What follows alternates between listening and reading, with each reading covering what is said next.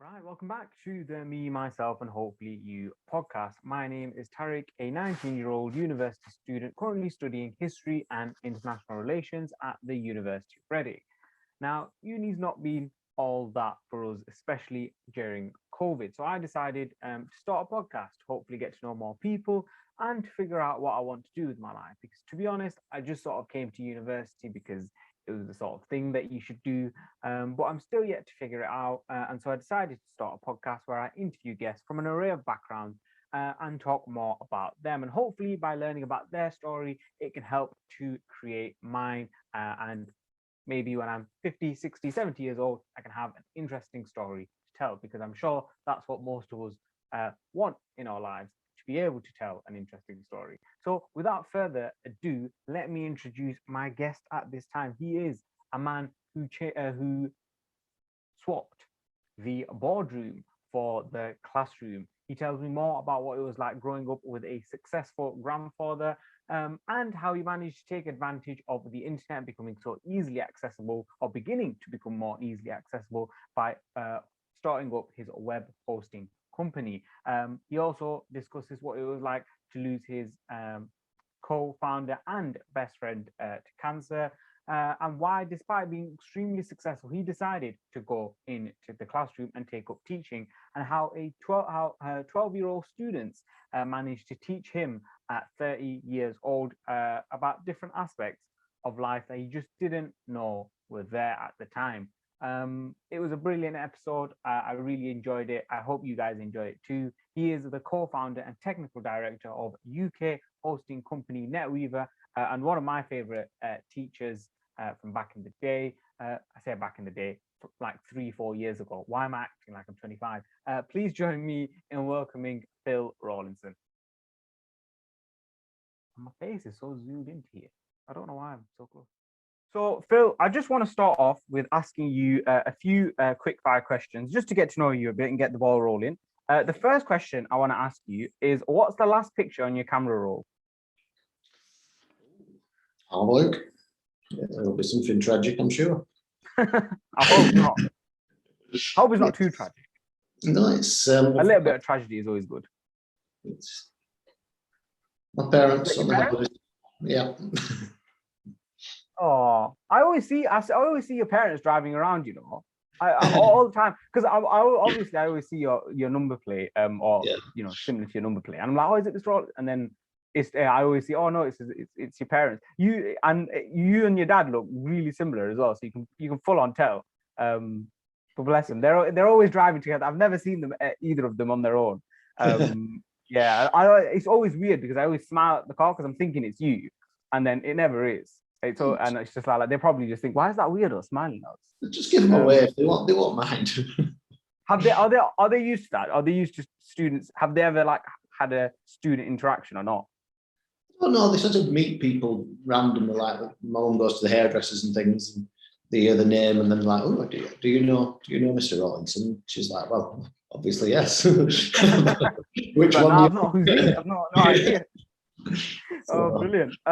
So my next question is, who would you classify as your role model if you had to pick one? Depends in what sort of terms. As a business role model, it would definitely be my grandfather. As a sort of life role model, it would probably just be my parents. To be honest, they've always had a very nice attitude to life in that they're extremely kind, and they're not interested in doing something on the strength of somebody else losing, if you follow. So it's a sort of combination of those, really. So why on I want to touch on your granddad there. Why your granddad from a business perspective? Well, he was sort of the first person in our family to become a sort of successful business person, really. When he first got married, him and my grandma used to live in a sort of very small 2-room house, and he actually borrowed some money and sort of started a business, which in those sort of in the sort of 50s, it wasn't as common as it is now, really. It's sort of, everybody seems to be starting a bit of a sideline if they can. And he was very successful, and also very sort of humble with it as well. And I think he's always somebody that I looked up to. It's a long time since he died now, unfortunately, but I always sort of, even now if I'm making a business decision, I sort of think, what would he have done? Okay. It's sort of a nice thing to help me make decisions, really. So what was he into when it came to he was in haulage. He had I'll give you the brief story. He went to the bank and he borrowed £50 was his loan when he first started. Wow! Imagine going to the bank and asking £50. I reckon you'd say you wouldn't think of it now, would you? But that required sort of all kinds of business plans and things back then. Yeah. And I bought a second-hand lorry and started doing deliveries, mainly from sort of textile mills and things like that at first.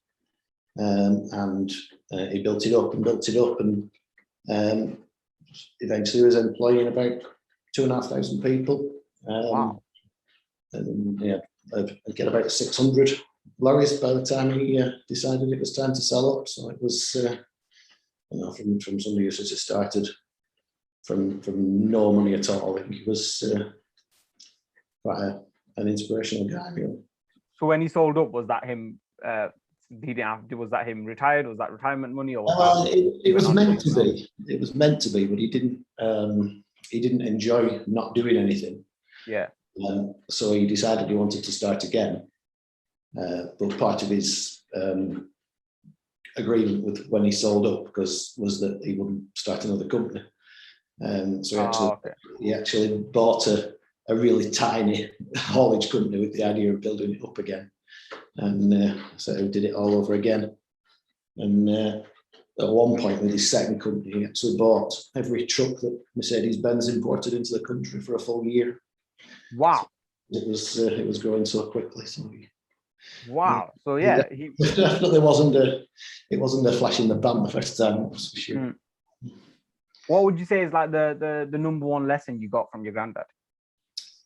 One thing that always sticks in my mind, even when he had sort of thousands of employees, on a Friday afternoon, he'd still go and like clean the toilets, and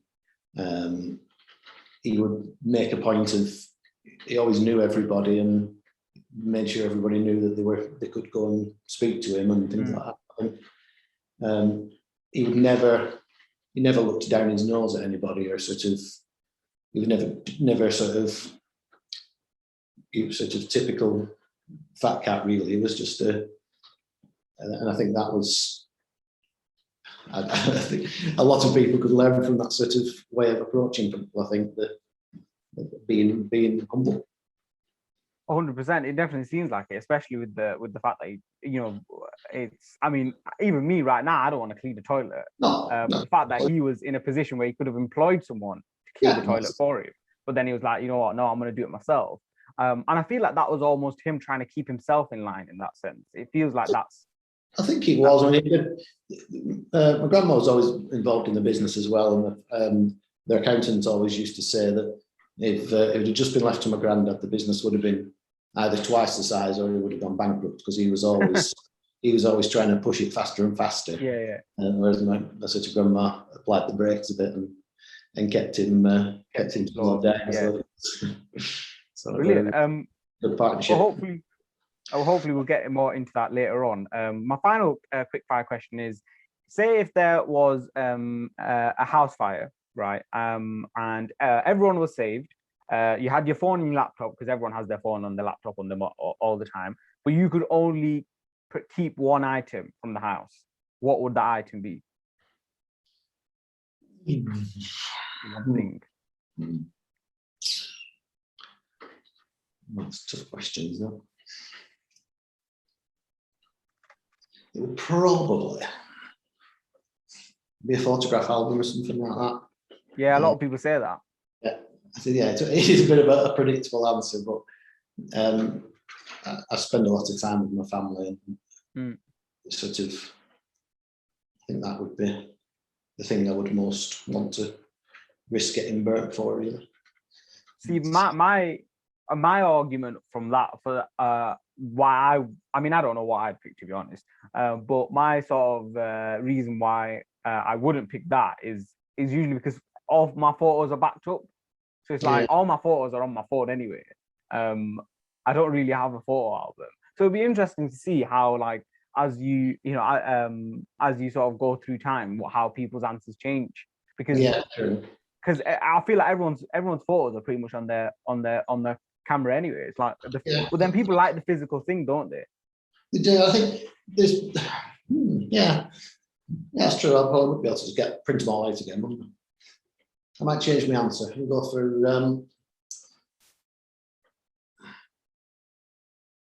it'd probably be some sort of little ornament that I got from my grandma or something like that before she died, or something like that. It'd definitely be something sort of sentimental rather than of any specific value. Yeah. Again, that's I know what it would be. My grandma did me a tapestry. Right. It's called a sampler, and it's sort of like, it's got like a picture of a house, and it's got like letters A to Z on it and things like that. And definitely I wouldn't be able to replace that. That's my new answer. So your grandma, it seems like, I mean, you mentioned ornaments as well. Your grandma was into that sort of thing and probably left a lot of that to you as well, yeah? Yeah, well, I lived with my grandma for about 7 years, so we were very close. Oh, okay. Oh, fair enough. Brilliant. So before I sort of get into the questions, could you sort of give us a bit more, a bit of intro about yourself? About me? Yeah, and about maybe sort of how we know each other as well. Okay. Well, a strange, brief part of my career was when I decided I didn't want to do anything with computers anymore, and would be a teacher for a while. And of course, that was when I met this young, vehemently Labour supporting. I knew you were going to say that. You were 10 minutes in, and of course he's going to say that. Oh. It's the memory that sticks with me, being destroyed for having any capitalist views. Although it was like nervous building up. Every time you were like, "Oh, I got Tarek next in physics." Oh, I'm like, he's going to mention something, isn't he? There was plenty to mention, to be fair. The ammunition was finding itself, but yes, that was when I first met you in year 9, probably. Year 10, I think I first had. Yeah. No, year 9. No, year 10. And then and I got to find out that you were extremely conscientious and worked hard. Extremely left wing as well. Well, that's good. I'd rather you were political views the wrong way than no interest at all. That was like a slight dig, but a slight compliment at the same time. I mean, it's interesting you say that, because you obviously a supporter, and not a supporter of the Labour Party, and so a supporter of the Conservative Party to an extent. It's interesting to see where they are right now, isn't it? It's strange. I think certainly since we've last spoke about it, I've become a bit more split in that my views on sort of taxation and capitalism are very conservative, whereas the social views have more drifted the sort of other way, really, in that it should be more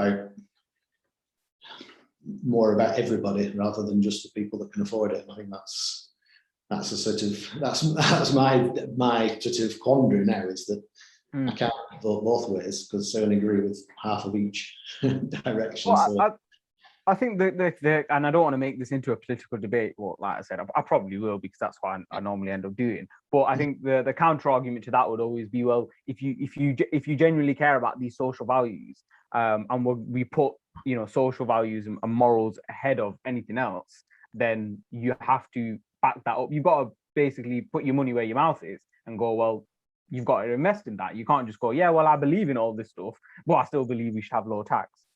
You know what? Like, I feel like that would be the counter argument to that point. There is you've got to be able to put your money where your mouth is. But it is interesting you say that because, and this isn't particularly because of because I think we spoke a lot of politics during the 2017 election, where Corbyn did exceptionally well, a lot better than people thought he would. Theresa May essentially ended up going into the coalition of chaos that she kept on saying Jeremy Corbyn would. And for me, it was definitely a political win for myself as well, because I kept on telling everyone, I was like, I'm telling you, Corbyn will do really well. I knew he wouldn't win, but I said he would do really well. And I will always remember, I remember speaking to the director of sixth form at the time, and he was like, Tariq, you don't know. Trust me, you. He wasn't saying it patronizingly, but he was saying, no, Tariq, Corbyn's going to get annihilated. And I was like, I'm telling you, he'll do well. And the next day I went straight to him and I said, what did I say? I said he'd do well. And he was like, you know what, you were right. Because it was such an interesting time in politics. And I still think it is, to be honest. Because sort of you had these two, because we'd had obviously Blair and Cameron and Brown in the middle, who were fairly young prime ministers in that sense. And then you had Corbyn and May going at each other, who were in their 60s at the time, very experienced politicians. And now you've got Boris Johnson, who is, is all right, not as old as them, but not as young as the likes of Cameron and Blair were. But the political spectrum just seems to have completely shifted in the last 4 years, probably more than any other time period, because of what Boris Johnson represents. I don't know. I just find it fascinating, especially with Brexit as well, and obviously now the pandemic and everything that's gone on. It's quite annoying that we never got to really talk about politics during this period of time. We probably would have drove each other crazy, but would have been interesting. There would have been plenty to agree on, but plenty to differ as well. I think. Yeah, but I think we would. I think it's weird because especially right now, I feel like, even though people don't agree politically, there's a consensus that we have such incompetent MPs right now. Yeah. And both on the, and I feel like there's been an element of that at all times. But right now we've got such a weak opposition and such a weak government. Essentially, no one's winning right now. Yeah.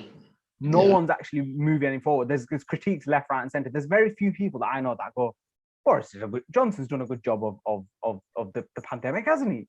And there's very few people. I don't know if you saw that video of the guy in the pub with Keir Starmer. Throwing him out. Yeah, throwing him out. And I was like, that just shows what the public opinion, I know he's just one guy, but the public opinion of Starmer, of the leader of the opposition. People just go, well, mate, you seem to just be agreeing with everything he says, and you pipe up here and there sometimes with a few decent digs, and then that's about it. People just feel he's useless. So, I mean, does seem to be an argument after the fact, doesn't it?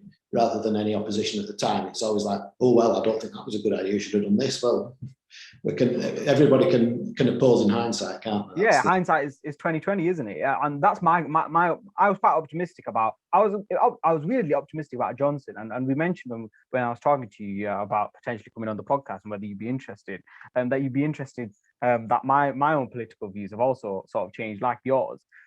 Weirdly, I've gone the other way around in the sense that I was very much, the reason why I supported Labour was I started putting, and I think I did this wrong because I think politics is such a dirty business now, that I started putting morals on the political side, and I was like, well, morally we should be doing this. But then I feel like over the last few years, and I can't wait for my own political thinking to develop hopefully in the next, for the rest of my life. But my own sort of views in taxation, I go, well, look, yes, we can pump loads of money into the NHS, but we also need that money to be competently put into the right places. And we should also start questioning, okay, I completely agree with the fact that NHS should be paid a better wage. They shouldn't have to pay for parking. I think it's ridiculous that you'd actually expect nurses in a pandemic to be paying for parking. But I start questioning, well, these higher ups in the NHS, how much are they earning? Why are they earning that? Are they doing a good job? Or are they just because they're in the NHS, they're getting a pretty decent pay? And that's when I started going, you know what, it kind of makes sense. And I was quite optimistic about Boris Johnson and about the government, because and my final sort of political point here would be, I feel Corbyn, my opinion, will always be, and I always think fairly fondly of Corbyn because he got me into politics. I had a belief in politics when he came in. I didn't vote for him in 2019 just because I felt like he went too far to the left, where it just became ridiculous. especially at the time. I don't think the country was ready for what he wanted. But I feel like he dragged the country to further towards the left. And so in that sense, he was successful because Boris Johnson was forced to come out with a manifesto that was probably the most left-wing manifesto the Conservatives have ever come out with. Yeah, I could see that. And I think that's essentially what, and I know I'm ranting, I apologize, we're meant to be talking about Phil here. But that is, I feel like that will always be his legacy, and why I feel like history might look at him in a decent way, even though he obviously had his controversies and whatever. But yeah, that's basically my sort of thinking behind that. No, it took us 18 minutes, and all I've talked about is politics. I'm so sorry. So I did encourage you. I can't. I mean, you did make the first dig, yeah. And you got in there first, so fair play to you. You mentioned sort of obviously getting into teaching. Could you tell us a bit more about, like, before that, about actually, you know what? No, I want to start from fairly from the beginning. Now, you obviously mentioned that your grandfather and even your parents as well, and your grandma, they were, you know, huge role models in your life. What was it like growing up? What was your childhood like?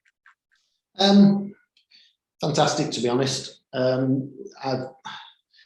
think that's I've had my family were always around. I spent a lot of time with them all the time. We had a lot of wonderful holidays and experiences. I had a great childhood. I've very enjoyed, good friends, and it was a very sort of easy, really. I didn't have a lot of problems I had to deal with, and just sort of was a very pleasant sort of picture postcard kind of childhood, really.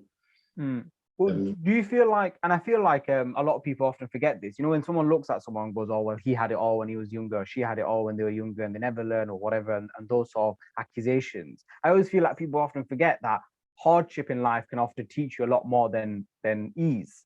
Do you feel like not having that hardship has ever sort of has backfired, and that you almost had it too easy in that sense, and you got to a point in life where you're like, oh my God, I don't know what to do? Not really, to be honest. I think the biggest time it impacted me, certainly when I started teaching, was I genuinely don't think I realised how bad some people had it. You know, it's very easy to sort of go through life and not see the other side of, you know, realise that there's anything different from what you're experiencing. And it, you know, it was quite harrowing at times to sort of some of the things that children were having to deal with, that, you know, never in my wildest dreams that I had to deal with anything like that. And they were there 12 years old and having to sort of deal with it. And I think that certainly hit me as a big thing. And I suppose I did feel guilty at the time, you know, how I sort of got to, you know, 30 years old and I don't realise what's going on that bad in the world. But then again, how would I have known? You can't. You know, it was. Well, I don't feel like it's made me miss anything. I mean, you know, it's not as though I've sort of skipped through life on a cloud. I've had, you know, sort of sadness and things like that from things, but equally I do realise, and you know, it's a word that sort of is getting milked to death at the moment, but I've had a lot of privilege, and it's something I'm obviously grateful for. But now that I am more aware of that how other people are, it has made me. That's definitely sort of helped. Yeah. So it's. I feel like everyone has, and I think it's always good to reflect. I feel like everyone has an element of privilege, and we often forget that. Like, there's always someone that's worse, and that's not to put down anyone that's going through a lot. I think if you're going through a lot, you should definitely try and seek help, if it's mentally, financially, or whatever. But I think that we've all got our own little privileges, and especially these days, we sort of try and go, oh well, this group has it really privileged, or this group has it really privileged. But there's advantages and disadvantages to both. You know, I've always said, I was very privileged in the sense that at least I never saw financial difficulty when I was younger, when I was a child. My dad always gave me whatever I want, and we had hardship to an extent, some personal stuff that happened and whatever. But in financially, we never had it. I feel like when I look back on when I was younger, that I was given essentially whatever I wanted, to a degree. But there's always sort of privileges and advantages and disadvantages that everyone gets, and it sort of, for me, that's what makes sort of society work so well, and why it's nice to live almost, because you get to see these different perspectives. And that's one of the reasons why I started the podcast, was I wanted to hear about perspectives, learn about people like yourself, and also hear more about the stories that you've created that go unnoticed. Because for me personally, like, we always hear about the guy who went from 50 stones to 20 stones, or 50 stones to 15 stones, right? Lost a tremendous amount of weight. Or the guy who was, from a council estate and became a billionaire. And those are amazing stories, and they definitely need recognition. But I want to hear the story that's about the guy that that went from 50 stones to 45 stones. Yes, he's not drastically improved his life, but he's done something that's changed his own life. And he's changed his own world. He might have not changed the world, but he's changed his own world and the world around him, and the world of those around him. And I think that's one of the reasons why, and that's why I wanted to get you on, because I think you're sort of, especially as I went through school, obviously I'd known about you, and we'll get into why and all the different theories afterwards. But I wanted to get you on because I know we've had the chat before about your business, why, and getting into teaching, and your business was successful. I wanted to know more about why you got into teaching. What was the reason behind that? But before we go into that, NetWeaver, as far as I know, you developed NetWeaver in 2001, which, by the way, and I don't mean to be rude, but you actually set it up before I was born, February 2001. So you feel however you want about that. But yeah, no. So you decided to develop NetWeaver. How did that come about?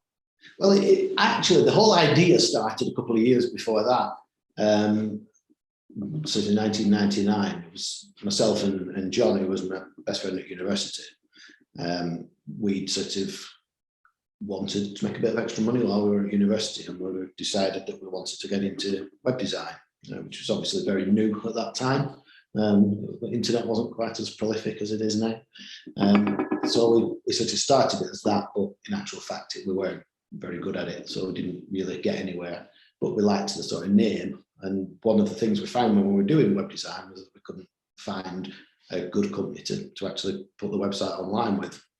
And when we could find it, it was comically expensive. And so we sort of decided, well, there's our option then. So we decided we would do this web hosting company, and developed a lot of our own software, and sort of went from there at that point, really. Because I was, when I first finished university, I was working at a Microsoft consultancy, and that it was quite good, but I don't know. We soon, when you can sort of see things that you can do better, and it's sort of going on. So it was a nice sort of experience, and then we thought, right, well, let's give it a proper go, and so we did. And that was 2001 when we thought, right, let's go for it. So at the time, you mentioned there that obviously the internet wasn't this massive thing. So what were you thinking about in terms of what the future was going to hold? Because surely you must have thought, well, this is about to kick off, this internet thing or whatever is about to kick off. Let's get into it. Let's do this. It could be really successful. Yeah, we did. I mean, it was growing very quickly at that point. The sort of like broadband was just started coming out, so people were getting their ADSL connections, and it was like it was coming to a price that was reasonable for people to have at home. So it's no longer the people having to dial up and things that would always put people off.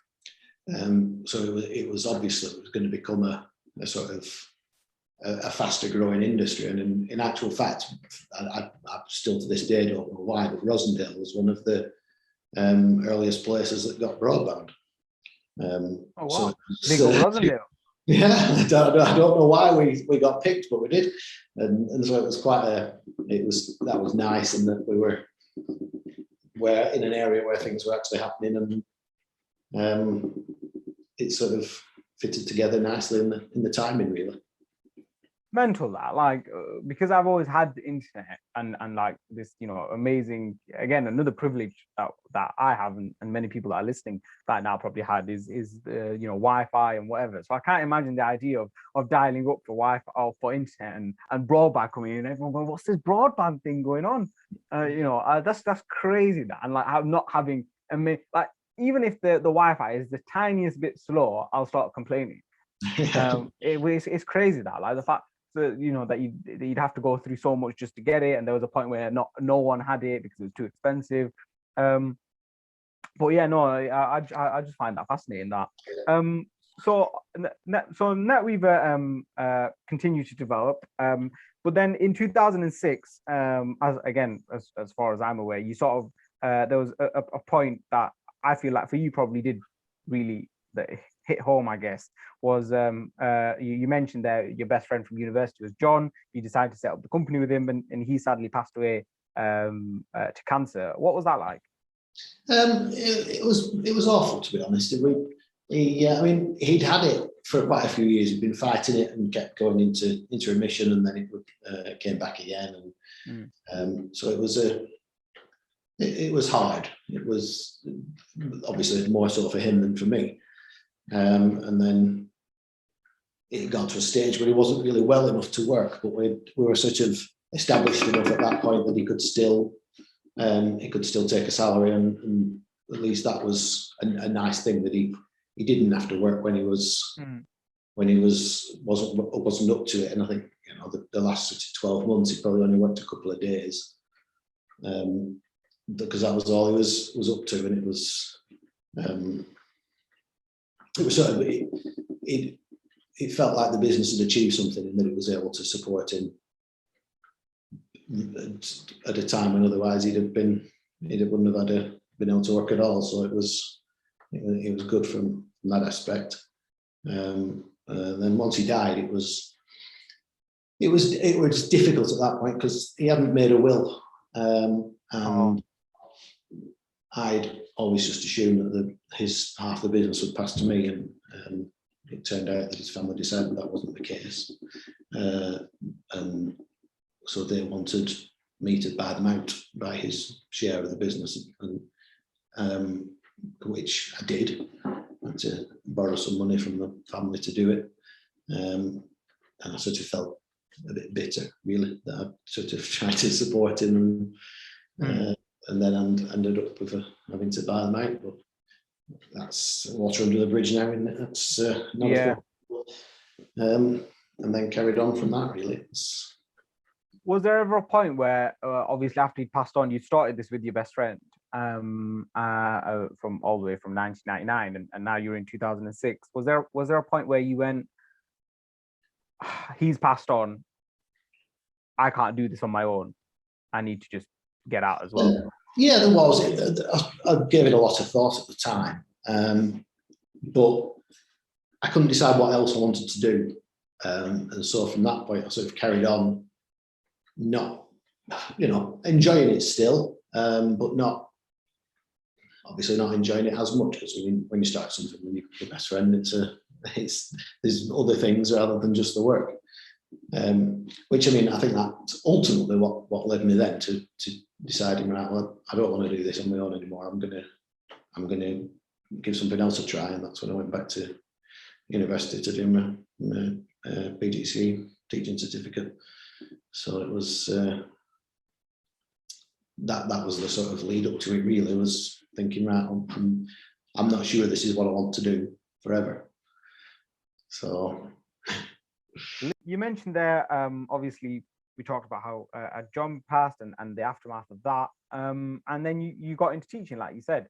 I just want to elaborate on that. So why was it that you got into teaching? I know you said you didn't want to do this on your own anymore, but why teaching specifically? Why not, I don't know, anything else?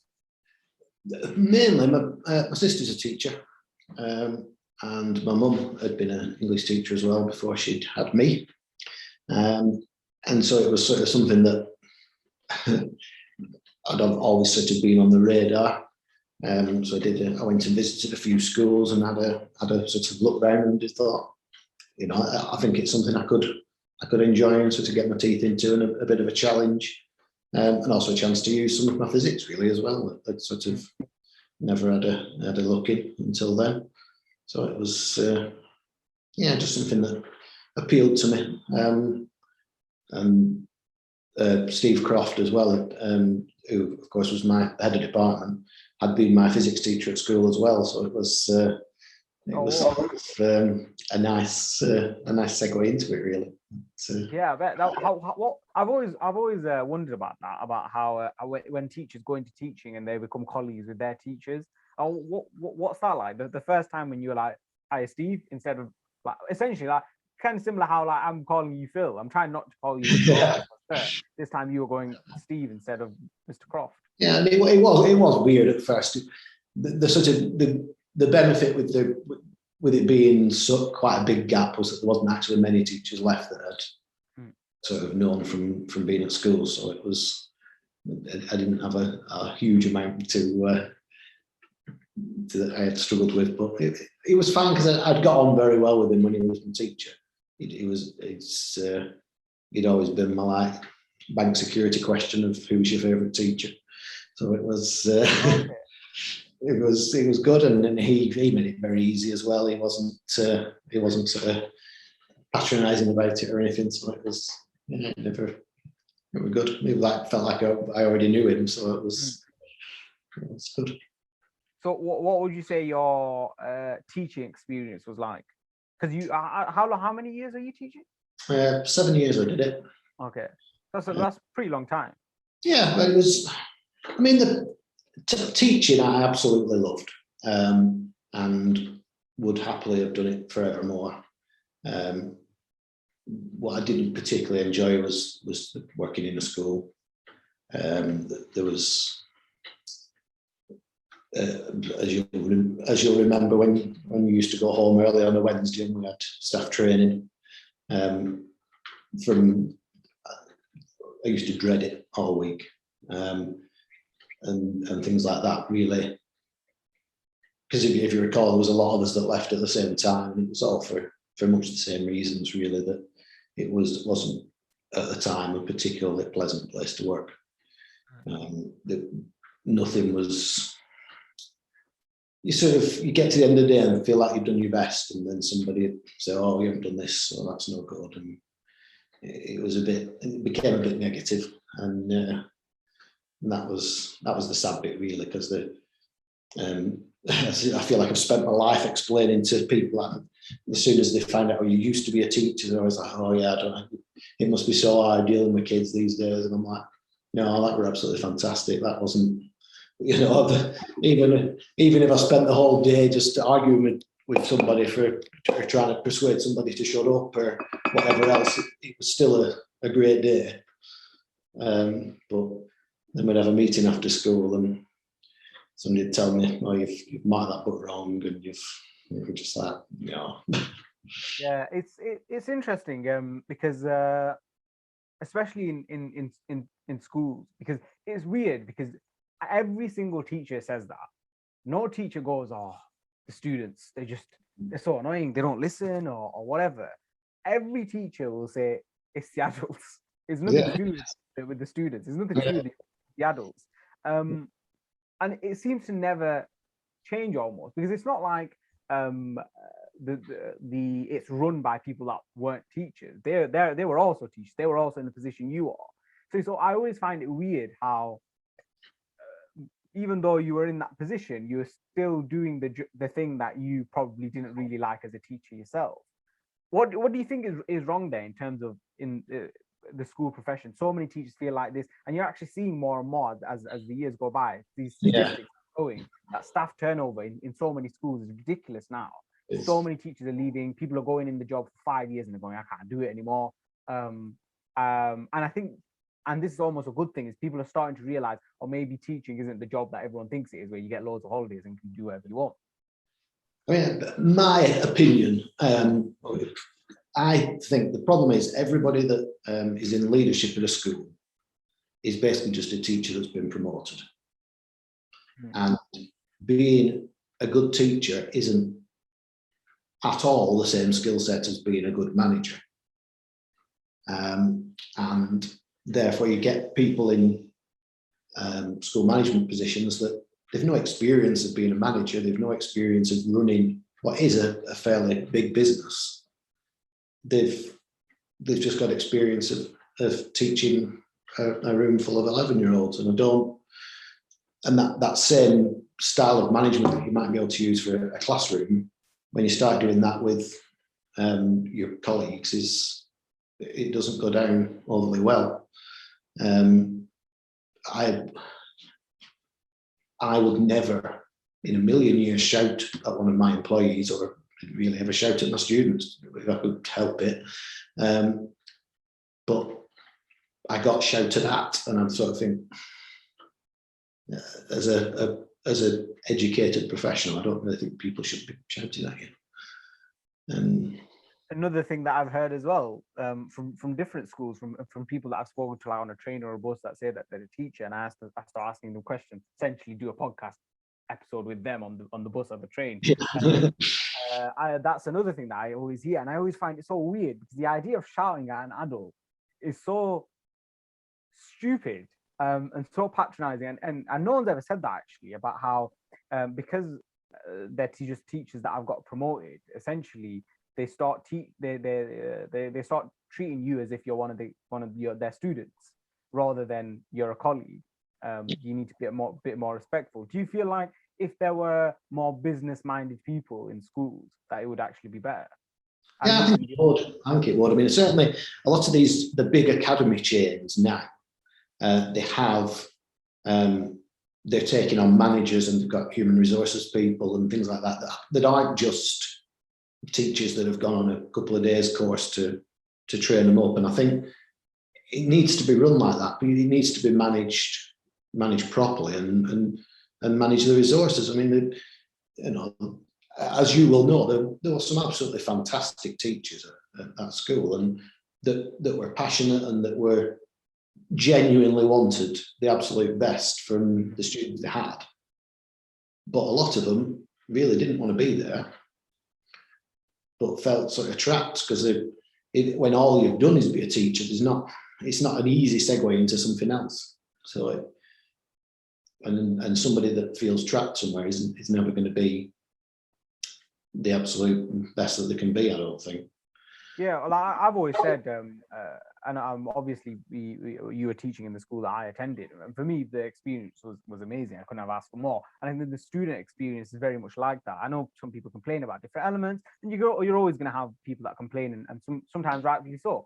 They didn't have the experience that I had. I didn't have the experience that they had. I personally felt like I had the best experience possible, and I had some amazing teachers who were very passionate about their job, and similar to like me and you, we had great conversations after the classroom, which I always found more valuable than the actual content, because I always thought that taught me a lot more. It's another interesting point that you bring up about things like academies, because I think the feelings around academies has always been, especially from someone that is quite, or was extremely left-wing, and maybe isn't as left-wing but still fairly left-wing. The idea of academies is like, well, you shouldn't run a school like a business. It's not a business, it's kids. We essentially are exploiting kids here. You're trying to make money, etc., etc., etc. But you seem like you're quite pro academies, which is quite interesting from a teacher standpoint. Yeah, I think it's more from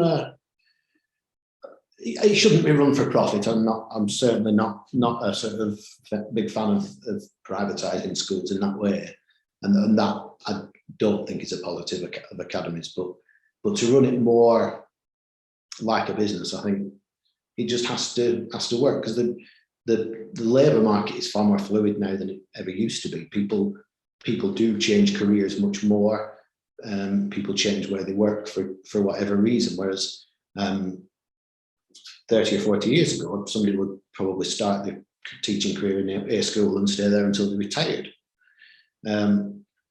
But that isn't the case, and therefore you need to be able to attract the better teachers. And if all you're offering is the exact same pay as anywhere else and the exact same working conditions, what are you attracting them with? And there's not enough funding for schools to start trying to compete on pay or anything like that. So it's got to be able to, you've got to compete on the environment and on the what it's going to be like to work there. And that, if that can be done by running it more like a business, then that's going to attract the best teachers. Was there ever a point, especially as someone that had a background in business and did very successfully in business, was there a point where you went, I could do better than this, I'm going to go for one of these promotions? I did think about it a few times, and when at the time I left, that was when Steve Croft left as well, so the head of physics job was coming up. But I don't think, for me, I enjoyed the teaching, and the higher up you go, the less teaching you do. So it just didn't appeal to me. Steve Croft was very good in that he shielded the physics department from a lot of the sort of nonsense, but equally that ends up with people getting annoyed with you, and it's. I mean, as an example, we were always asked. One of the big things was that literacy should be part of every subject. Which, okay, it should. Nobody should be leaving school unless they've got some good literacy skills. So they were telling us that we had to do more long form answers and questions. But then that wasn't part of our curriculum. It wasn't something that was examined. So how much time can we give up essentially supporting another department when we're all being judged on our results? And it's sort of, and then that it becomes a sort of sticking point in an argument, and it makes it that you're like then doing things that you don't feel are the best for the students. Yeah, and that's a difficult situation to be in. It's definitely, and you know what, I feel like, especially in and I don't think it's actually the school's fault in this instance, any school's fault. I think it's the way, you know, curriculum is, the curriculum is, or exams are structured or whatever. And I know in this instance you said that the school itself had told you, well, you need to focus more on literacy, but people don't give students enough credit. Students can tell when a teacher really doesn't want to be there. Yeah. And that they really, and the good students will go, whatever, just get on with it. The bad students will exploit that, right? Yeah. The students that just don't want to be there, they'll go, well, he doesn't want to be there, why should I want to be there? You know, it doesn't help. But, and we can tell when a teacher does want to be there, and you automatically have a bit of respect for a teacher that wants to be there, wants to teach you something, and is passionate about what they're teaching. And especially as you know, I wasn't brilliant at science. It was definitely one of my worst subjects in terms of the grades that I got. But I could always appreciate someone that was teaching something that they were passionate about, and you'd always pay attention because you'd be like, well, if this guy is really passionate about it, maybe I should just have a listen. At least appreciate the fact that they have. Yeah. And you're seeing more and more teachers going, I really don't want to teach this. And it's funny because you started seeing more and more lessons starting off, I really don't want to do this, guys, but we've got to do it because it's on the exam. Well, if it's on the exam, why are you teaching? Oh, sorry, if you don't want to do it, well, you shouldn't be teaching at all. Yeah. And you mentioned there, right, at the beginning of that statement, you were talking about how as you go up the ladder, of the teaching ladder, you teach less and less. I feel like that is a major issue there. You should, okay, I understand you should teach less, but the amount you teach is ridiculously low as you go further up. You should still have a kind of constant feel of what this classroom is like, because let's say you start teaching at you know 25, let's say, for example, and you become a head teacher at 50. So that's 25 years difference from when you started. Yeah. And let's say you got promoted from 30, so that's 20 years less and less and less than teaching. So you're getting less time in the classroom, you're less understanding of what a teacher goes through, and less understanding what students are like, and it just doesn't help. You have to have more involvement in the classroom than you do in SLT. And I can completely understand why people like yourself don't want to get promoted or didn't want to go for that promotion, because you'd be teaching less. And again, another issue there is you're getting the best teachers are choosing to stay, you know, at as just teachers, because they don't want to get promoted, because okay, yes, it's an increase in pay, but they don't want to teach less, they want to teach more. The whole system just seems messed up. It does, because that's the problem. There's no, if you just want to teach, there's no real sort of, you get to the top of your teaching pay scale and then you're stuck. And if you're having to make a decision between, well, you know, I'm trying to support my family, so if I go for the promotion, I can get less, I can get more money, but less teaching, and it becomes a difficult balancing act, I think. And that's every school. That's not a sort of Irish school problem. That's that is every sort of place. So would you say that's why you sort of went, I want to go back to my company? I think it was really. It was just I wasn't enjoying it as much as I had, and I didn't want to end up in a situation where I couldn't muster the energy to give everything to the kids I was teaching, really. And as I was sort of getting older, I was arguing with more people about what we should and shouldn't be doing, and thought, I'm not, you know, I've absolutely no regrets. I'm very, very glad I did it. And if an opportunity came up, I would happily do it again. But well, you did do it again, didn't you? You went back yeah, came back for a while. Just when Steve Croft's replacement left, they were because he didn't like it. I still remember that. And this is no disrespect to the school, but I remember when we were, you know, because I was a student, and we were all like, where did that guy go? And he just went like that, and then you came, and we were like, wait, what? Why is Mr. Rawlinson back? It was like we'd all just not experienced the last few months, because he just disappeared, and you just come back, and I remember having a conversation with you, and you going, yeah, no, I just want to go back to the company. I was like, all right, fair enough. But then I was like, this is just so weird. And yeah, I still remember that. It was a weird time. That around that time specifically, I'm not going to go into it, but I'm sure people that were students probably know what I'm referring to. It was a very, very weird time for the school. And it was annoying for us as well, because we were in year 11. So we had exams coming up, and we got done over for exams. And it wasn't necessarily any teacher that was their fault, but we just essentially everything that happened during that period. It was such a complete chaos that yeah, I remember going into that exam thinking, bloody hell, I haven't even finished the course yet, and I'm going into this exam. I forgot what I was going to say. I was going to mention something there as well. Oh yeah, no, I was going to say, what would you say is sort of what was the best thing that you learned coming out of teaching? I mean, from my point of view, the fact that I've sort of widened my comfort zone so much and met so many variety of people that I probably wouldn't have met otherwise. You know, people like you that have challenged me and made me think about things, and that sort of approach has been, that's definitely the biggest benefit of it. That, you know, I'm definitely a more sort of rounded person now than I ever was before, and I had some fantastic times. I mean, I went to Geneva 3 times. We had a fairly good time, and lots of sort of memories that will stay with me forever, really.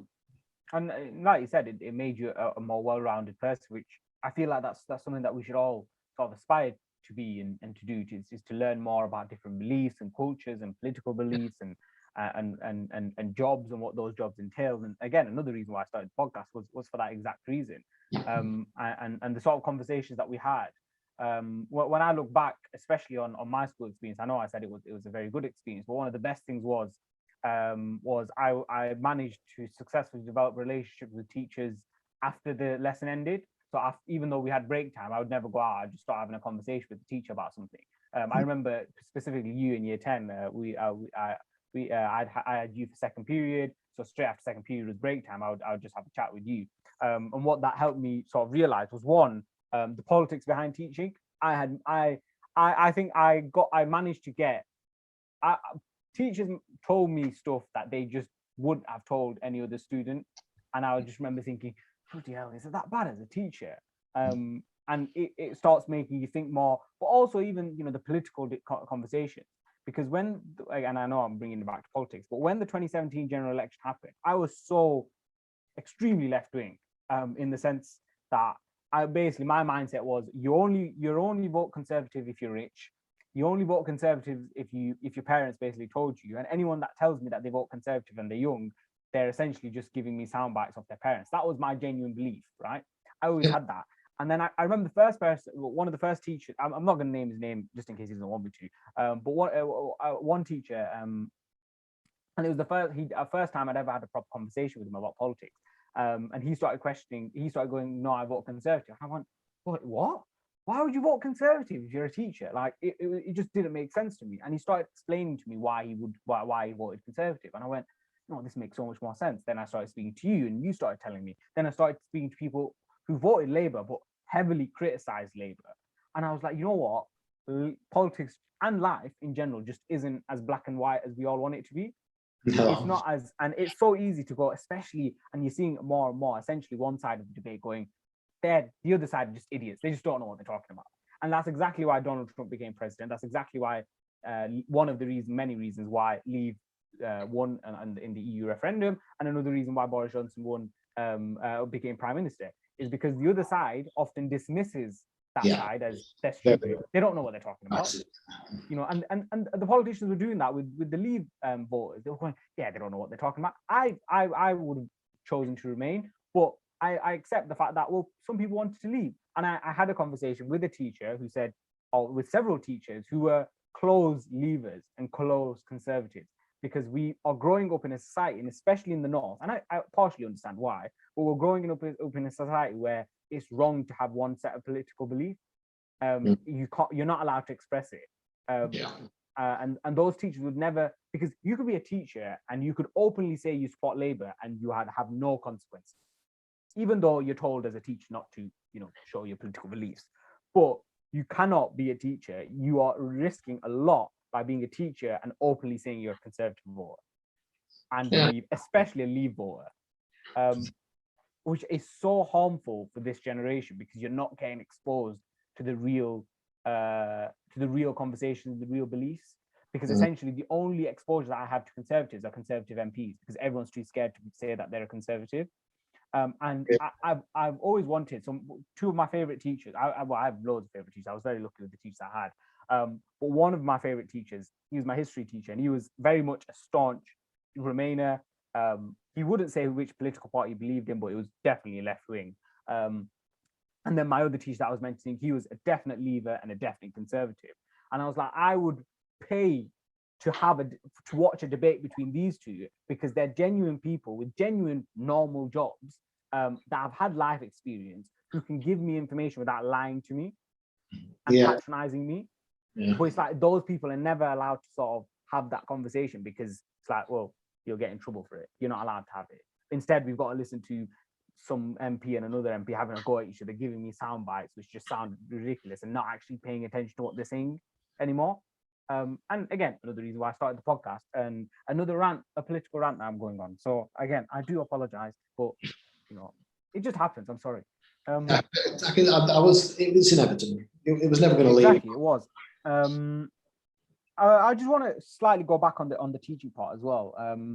So you obviously got into teaching, and you mentioned to me at the time, I think it was quite well known, that you didn't get into teaching for the money, and you didn't really need the money because you had a successful business, and you had the nice car, and everyone sort of knew about that. You're like, oh, Mr. Rawlinson's a baller. Do you know Mr. Rawlinson? He's a baller. He's rich and everything, right? And I'm sure that was good to an extent. It's like, I'm successful. I'm quite happy with that. What was that like? Because you're going into a profession where there's not many. I would argue that the vast majority are definitely not wealthy. It's unless you go really up the career ladder. But you're going into it. Students know that I'm trying to beat around the bush. I'm beating around the bush. Essentially, you're a rich guy, right? You and you were successful, and there's nothing against. There's It's all nothing. relative. Yeah. I think from my point of view, it just. I don't know how to ask the question. Sorry. It was amusing that, you know, the number of people, like kids have been coming up, how much money have you got? And I'm like, well, obviously, I'm not going to tell you that. That is my next question. Yeah. And it was funny, really. And I didn't sort of help myself with silly loud cars and things like that probably drew more attention to it than ever. But from my point of view, it just made my life easier in that I knew, if there's nothing you have to do, then things can become much more enjoyable. So, you know, obviously the pay I was getting for being a teacher, it wasn't a nothing kind of amount, but, you know, knowing that, you know, if you wake up and it's all gone terribly wrong, you know, you're not going to be out on the street and you're going to be okay, it was something that just made it more enjoyable, really. A sort of stress that I didn't have to have, I suppose. I mean, yeah, I guess that was a huge advantage to it. And to be fair, I think you're criticizing yourself a bit too much there, because you talk about, you know, having live cars and all that sort of stuff. But I remember one of the things that I really admired, and I think a lot of other students admired about you, is you didn't come.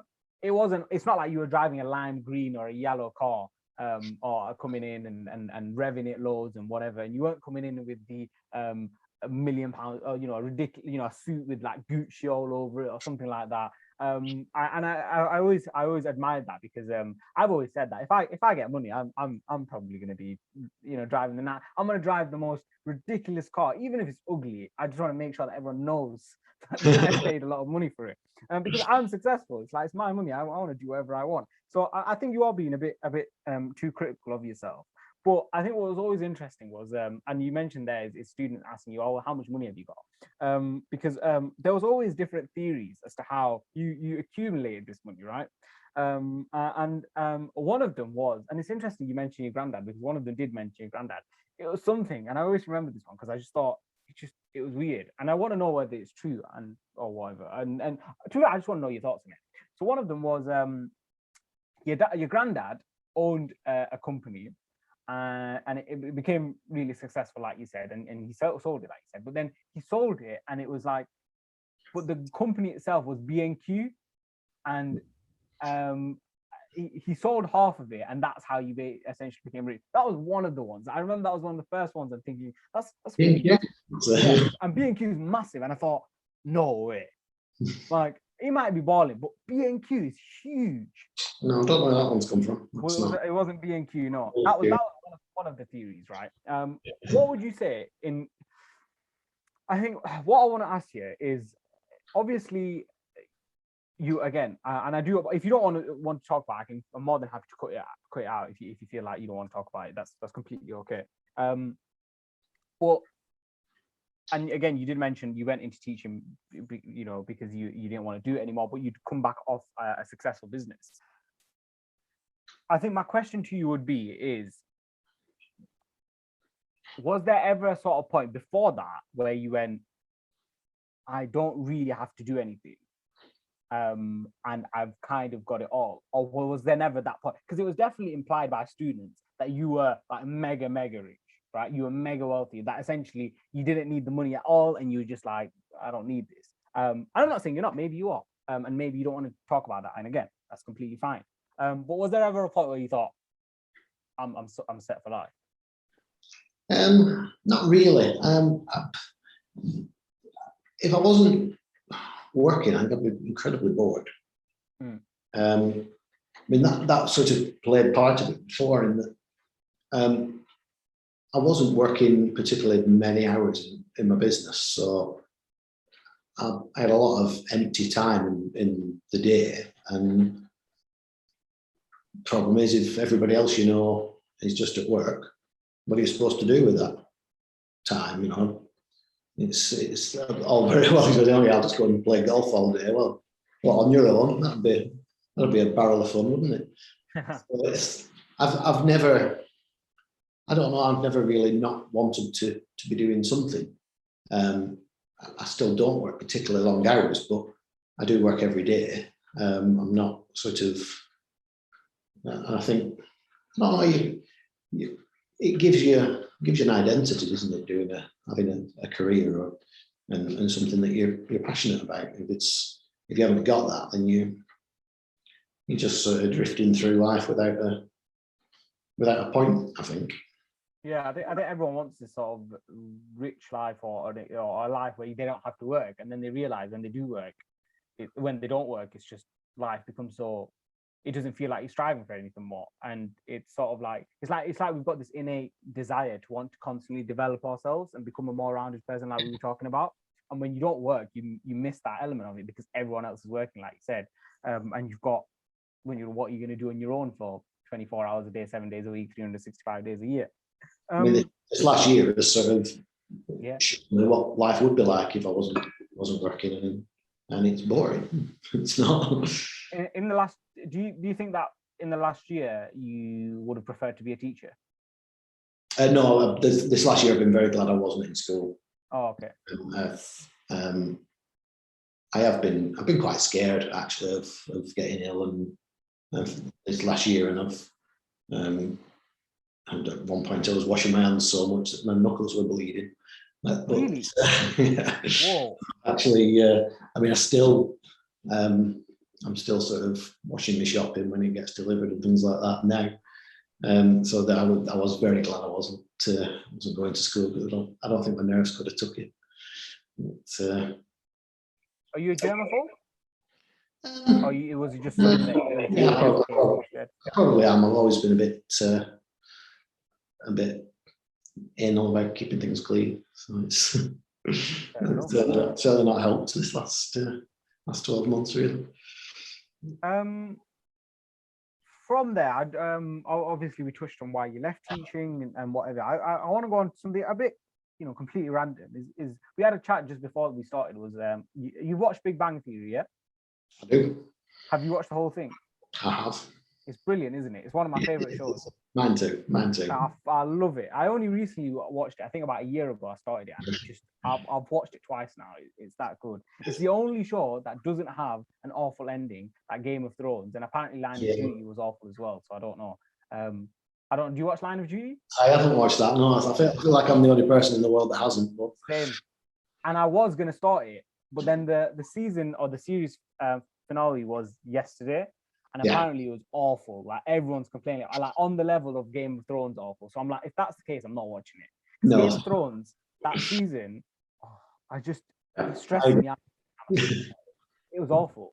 And the worst thing was the final season came out during Ramadan. So I was already sleep deprived, and I would stay up to watch it every single week, right, of Ramadan, whilst I was sleep deprived during exams, right? So in the midst of exams in year 11, and it was the worst season ever. I was fuming. I remember we all came back, we went to school that next day after that last episode, and we just all looked at each other like, what was that? It was awful. But Big Bang Theory was class. I'd recommend it. The reason why I want to talk about Big Bang Theory is when I was doing my research on yourself, is I saw that you went, and you mentioned it, you went to Switzerland, you went to Geneva, and you saw the Hadron Collider, right? And there's a Hadron Collider episode in Big Bang Theory.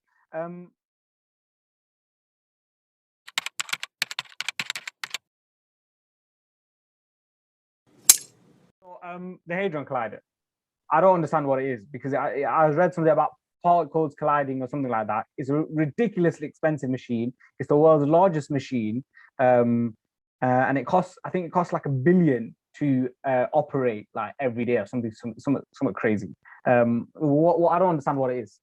Right. What is it in layman's terms? Essentially, what physics wants to find out at the moment is what atoms and protons and neutrons and quarks are made of. And the idea is that if you accelerate these particles so that they're almost traveling at the speed of light, so 300 million meters per second, and collide them into each other, then they will shatter, basically. And as they shatter, they give off these tiny little particles, and what you can trace is the thing that the energy is doing to see if it then matches the mathematical models of what they think the particles are made up of. So why do we need to know that? Why do we need to collide particles? I suppose everybody wants to.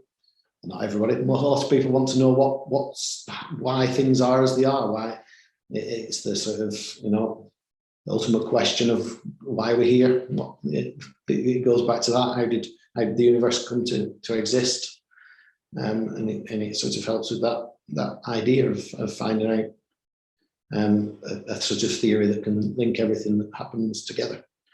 So how would the Hadron Collider help us find out why the universe exists?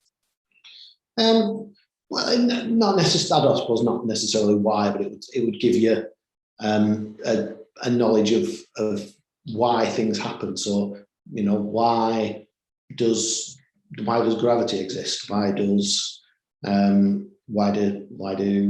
stars evolve? Things like that. So it's just an understanding really of the world around us.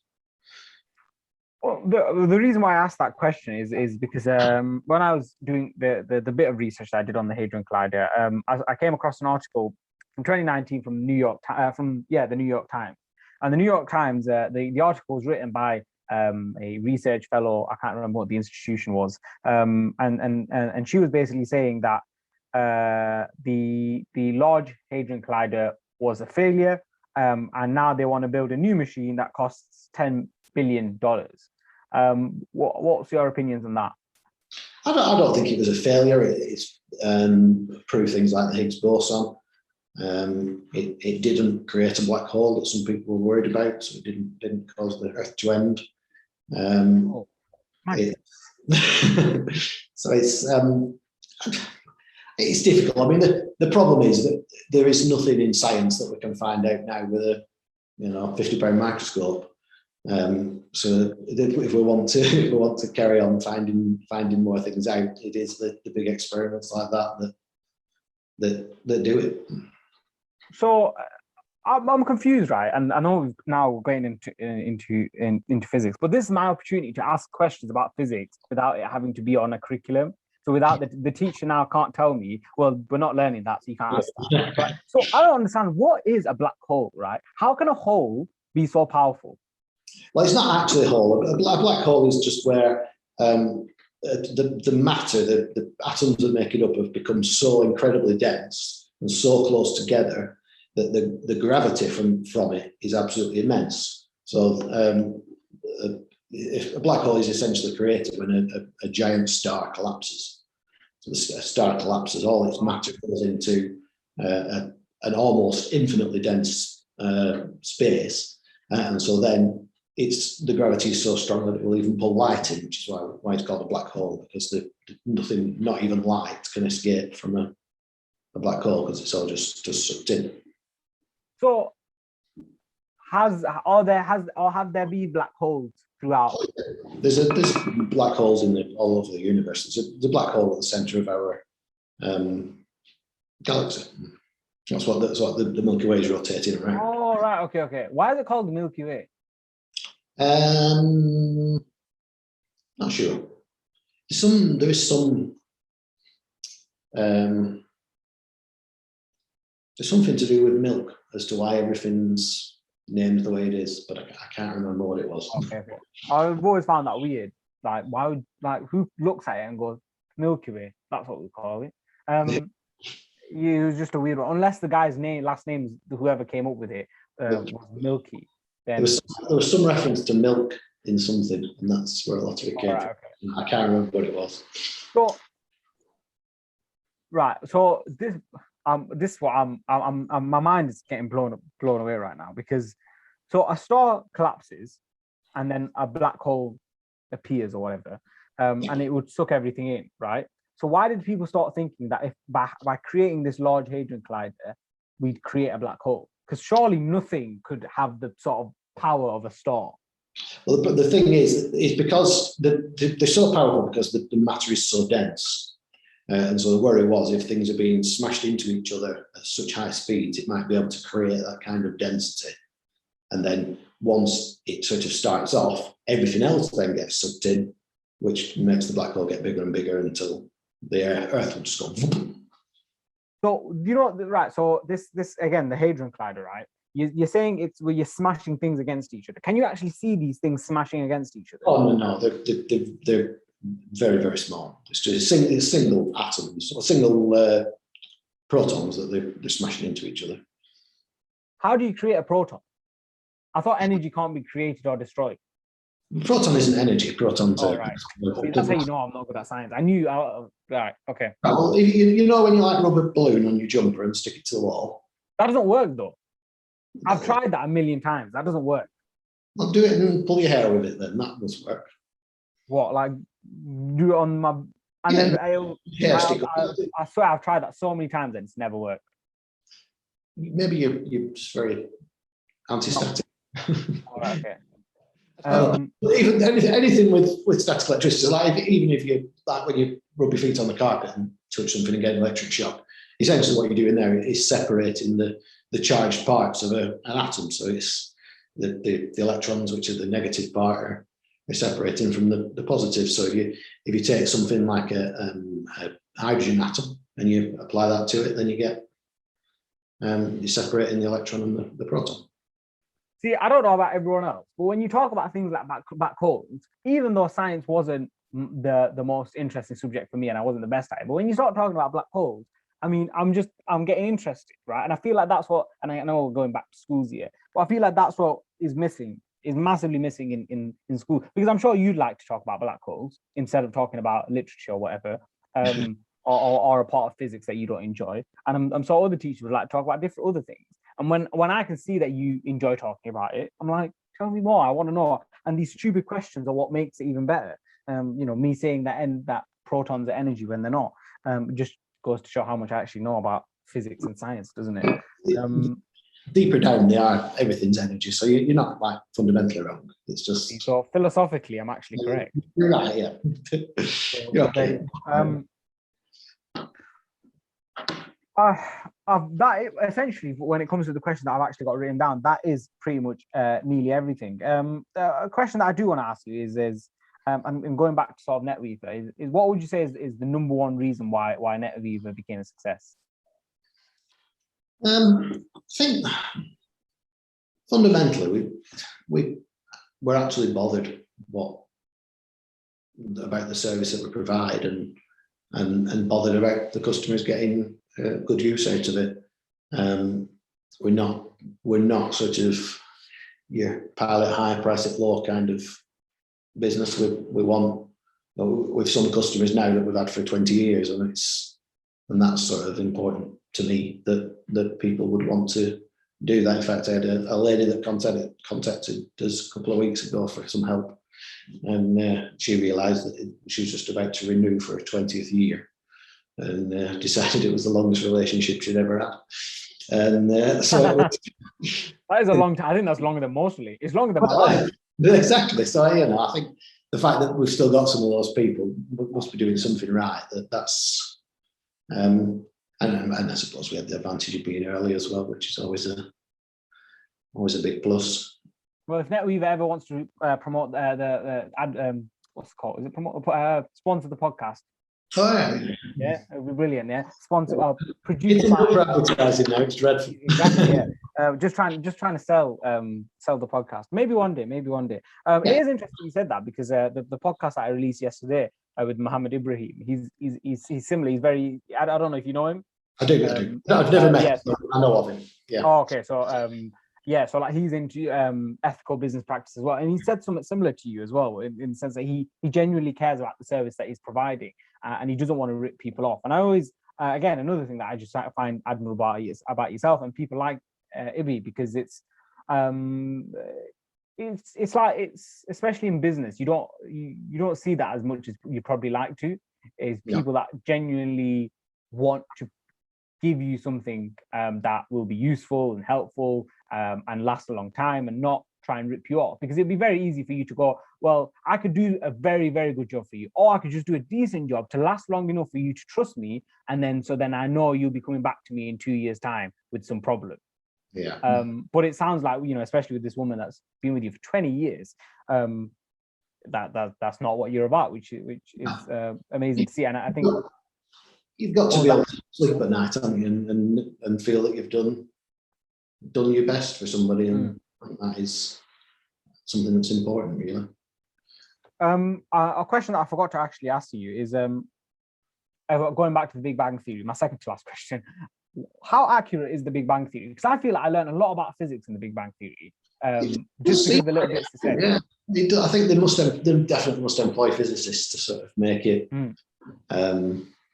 sort of accurate. They do. There is a lot of very valid stuff on there. Fair enough. I mean, the fact that I know what a hadron collider is, I feel like it's pretty good information about physics. Have you learned all about super asymmetry as well? And, like all these words, I'm like, I've heard that somewhere. Because I remember when I came across the article about you going to see the hadron collider, I was like, where do I know that from? I was like, was that from Big Bang Theory? So I typed in, I was like, yeah, it was. That's how I know what that is. Was that the first time you went to see it in 2013? Yeah, I think it will be. What was that like as a physicist, seeing that, this revolutionary piece of technology? It was amazing. The sort of the passion of because the researchers that work on it, they have like an agreement that they'll spend an hour a month with schools, things like that. So it's their passion for it, and they really sort of makes you realise how interesting it can be, and it was a good experience. How did you guys manage to get a place that if it's only like an hour a month or something? Well, they obviously there's lots and lots of researchers, so they're all doing an hour a month to get. It's quite. All right. They have you can apply as a school to get a visit. So we managed to be successful. My final question to end this off is a question that I like to ask everyone. It's obviously in the pandemic, we mentioned people have struggled and people have their own sort of struggles. But my question to you would be, or the question that I want to ask you is, what sort of advice would you give to your younger self, to your 20-year-old self, right? Essentially to the, sorry, I'm not wording this question properly at all. It's because I'm just waffling on. Right. Let me start again. The question I want to ask you, right, is what advice would you give to your 20-year-old self if you could go back, but that 20-year-old self was living right now?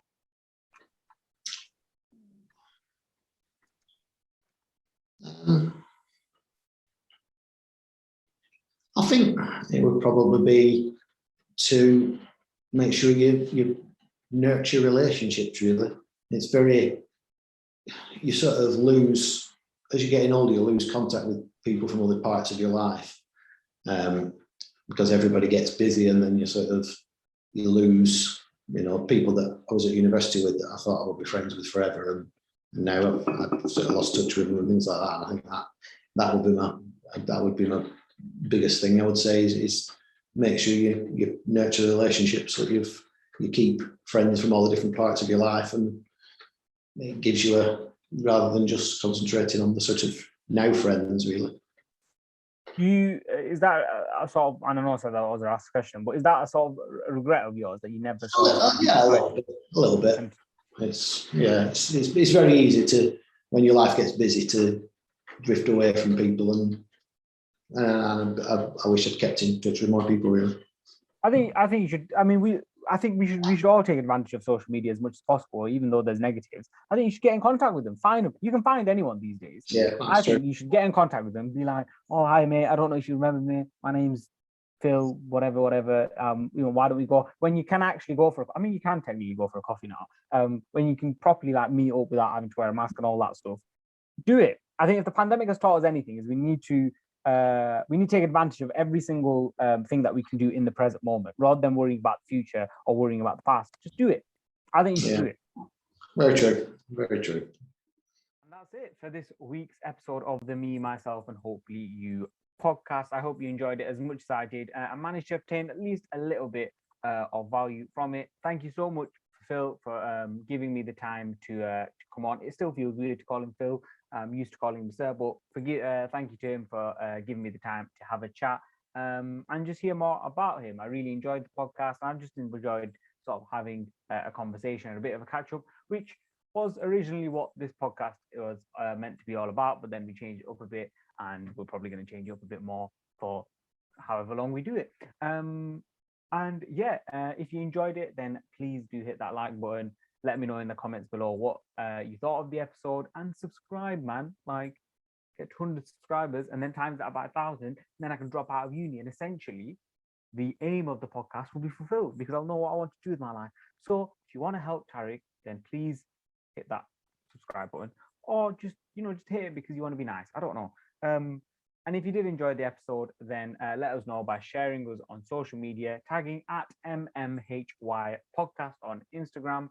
And yeah, make sure you subscribe for next week's episode as well, which is a good one. I sit with professional poker player, world record holder, and huge Liverpool fan. Best believe I have made some digs about their performance this season, because that's the only thing I've got to live for in terms of football.